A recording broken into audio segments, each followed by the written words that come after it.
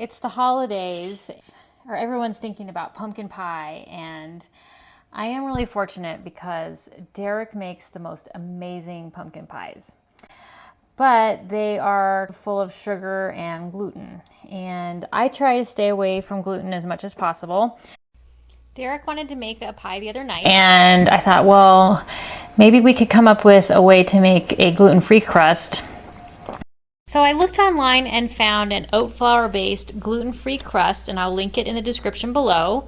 So I made the crust, and then Derek filled it with his regular delicious pumpkin pie filling, which is basically the standard recipe on the back of the can, but he changes up the spices quite a bit and adds a secret ingredient. Both Derek and I thought this gluten-free crust was delicious. And I started thinking about how could we make this pie even healthier by adding a lower sugar, lighter filling as well. So after we devoured his pumpkin pie over the course of 2 days, I decided to go at it again and show you guys how to make this delicious gluten-free oat flour based crust, and also try out a lower sugar version of Derek's special pumpkin pie filling. The first thing I'm going to do is grease my pie plate, and I'm going to use coconut oil for this that I already melted in the microwave. So I got it to a point where it was clear, and I'm just going to run over this with some coconut oil. I love it because it's easy to put on and then it kind of solidifies. I'm going to make this in my food processor. Of course, if you don't have a food processor, that's no big deal. You can just stir it by hand. But I just find it really easy to make in the food processor. And the first ingredient is 1.5 cups of oat flour. So I like to buy my oat flour at natural grocers because it is so much less expensive than like the Bob's Red Mill. Not that I'm against Bob's Red Mill. I love Bob's Red Mill because they make so many different types of flours. But this is like half the price at natural grocers. And I love oat flour. Everything I make with it tastes so good. So 1.5 cups of oat flour. And I don't have a gluten allergy. I just try to eat gluten-free. So I don't believe that this is certified gluten-free.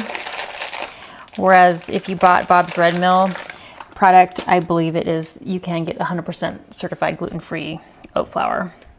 The next ingredient in the recipe is 2 teaspoons of sugar. So I'm going to use coconut sugar. Again, I got this at natural grocers.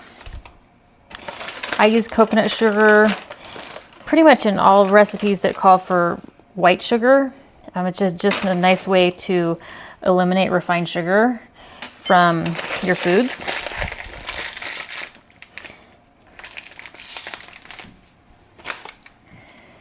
And a 1/2 teaspoon of salt.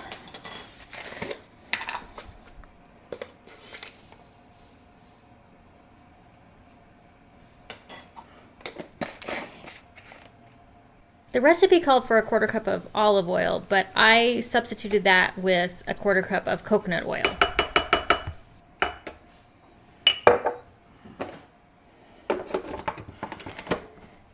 All right, I'm going to mix that together.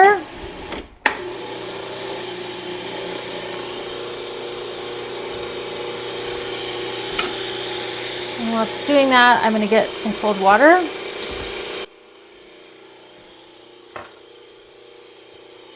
It says to add cold water 1 tablespoon at a time. Oh, 4 to 6 tablespoons, sorry.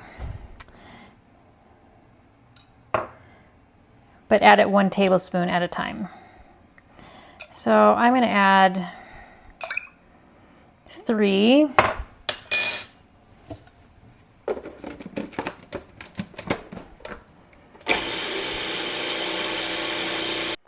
So it still needs more water.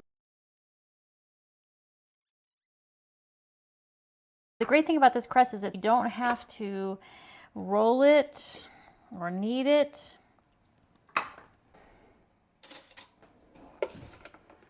There we go.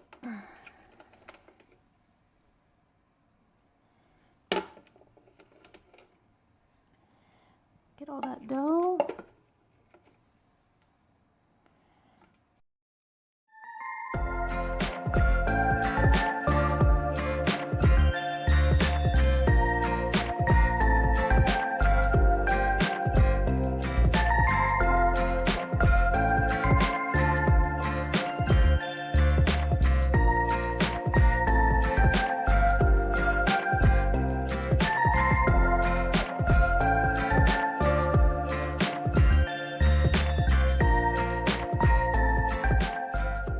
So that's all there is to it. I'm going to put it in the fridge until I'm ready with my pie filling.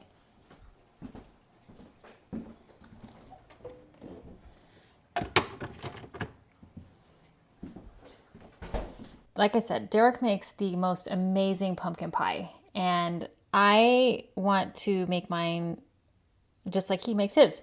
So I'm going to do exactly like he does. I'm going to use the mixer, which I think is a little overkill. You could probably just mix it by hand. And I'm going to follow kind of his recipe. But I'm going to replace the condensed sweetened milk with evaporated milk. I'm going to cut way back on the sugar, and I'm going to use a combination of coconut sugar and maple syrup for the sweetener, as opposed to the condensed milk, which has quite a bit of sugar in it. Aside from that, I'm going to basically follow the recipe on the back of the can, which is what Derek does. He just really changes up the spices once you get to that part of the recipe. I'm going to start by adding 1 can of pumpkin puree. And then next I added 1.5 cups of evaporated milk to replace the 1 3/4 cups of sweetened condensed milk that the recipe called for. Since I didn't use the sweetened condensed milk, I needed to add some sort of sweetener to the recipe. So I added 2 tablespoons of coconut sugar and 2 tablespoons of maple syrup. I wanted to start there and see how sweet that was before adding any more sugar. And now a 1/2 teaspoon of salt. This is the point in the recipe where Derek starts to kind of do his own thing. So I'm trying to replicate that as much as possible. So I added 1 teaspoon of cinnamon plus a bit extra, 1/2 teaspoon of ginger, 1/4 teaspoon of cloves, and then a whole additional teaspoon of pumpkin pie spice. And then his secret ingredient is chili powder. So I am going to add chili powder, just kind of enough. Okay. And 2 large eggs.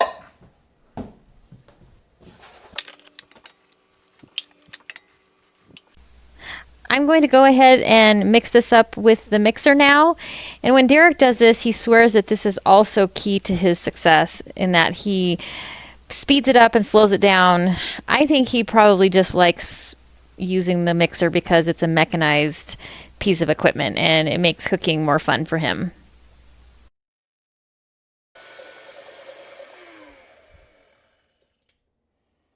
I'm going to taste it.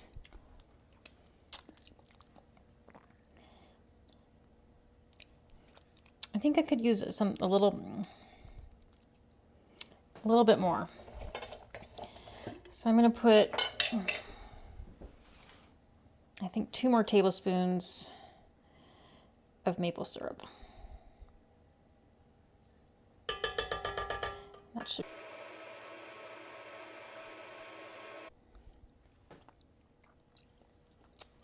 Much better. So that was 2 tablespoons of coconut sugar and 4 tablespoons of maple syrup. I'm going to grab my crust.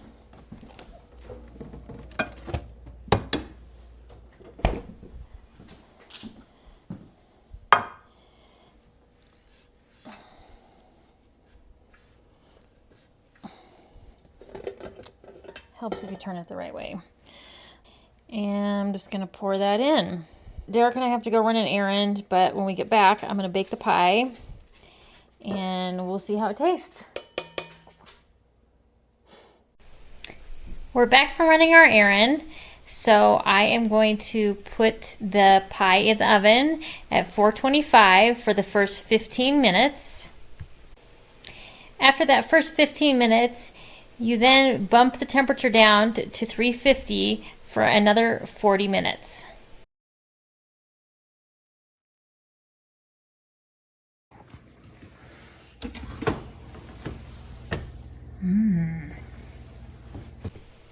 After a total of 55 minutes at the 2 different temperatures, the pie was ready to come out of the oven. I did a quick toothpick test and it came out clean, so it was done. It smelled delicious and we couldn't wait to try it. Obviously, I liked it because I already had like a quarter of the pie. That's not a quarter, but that's 3 pieces for her. That's 3 slivers. This is 1 piece for me. This is how I like to scoop it up.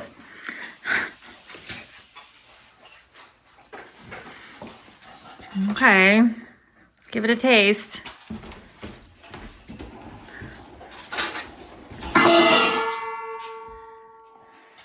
Dog bowl avalanche.